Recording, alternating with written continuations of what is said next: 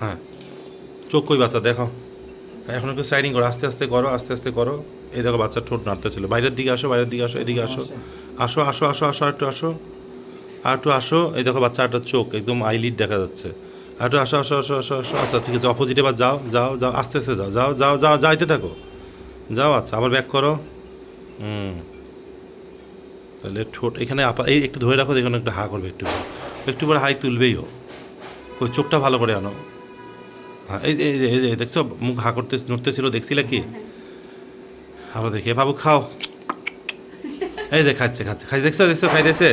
ওনাকে একটু দেখাও। কি খায়? পানি খায়। পানি খায়? এই যে বাচ্চা দেখছেন। হ্যাঁ, প্লাসেন্টার ভিতরে পানিগুলো খাইতেছে? হুম হুম।